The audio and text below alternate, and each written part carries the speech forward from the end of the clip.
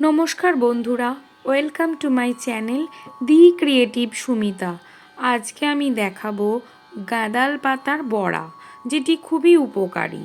এই যে গাছের পাতাগুলি দেখবেন ঘরের আনাচে কানাচে বনে বাদারে অযত্নে এই গাছটি প্রতিপালিত হয়।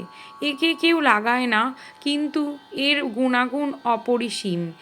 গাঁদাল পাতাগুলি আমি খুব ভালো করে ধুয়ে নেব।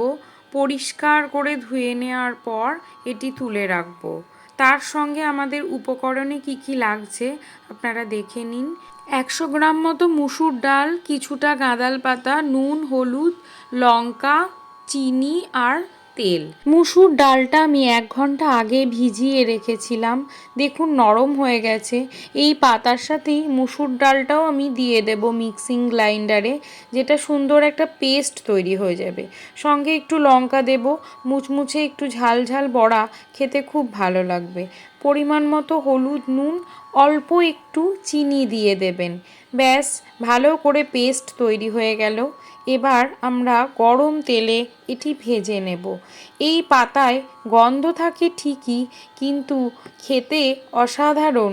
একবার এই বড়াটা আপনারা টেস্ট করে জানাবেন কেমন লাগলো আপনাদের। মুখে অরুচি থাকলে এই পাতার বড়া করে খেলে দেখবেন অরুচি কেটে যায়। গরম তেলের মধ্যে একটা একটা করে আমি বড়া ভেজে নেব। আস্তে আস্তে অল্প আঁচে ভাজতে হবে। নতুন বন্ধুদের কাছে অনুরোধ, আমার চ্যানেলটিকে সাবস্ক্রাইব করে দেবেন। পুরানো বন্ধুসহ সকলে লাইক শেয়ার করে পাশে থাকবেন। এই গাছের পাতায় বিশ্রী গন্ধ হয় বলে একে গন্ধ প্রসারিণী পাতাও বলে। আমাশা ও পেটের রোগের জন্য গাঁদাল পাতার ঝোল খুবই উপকারী।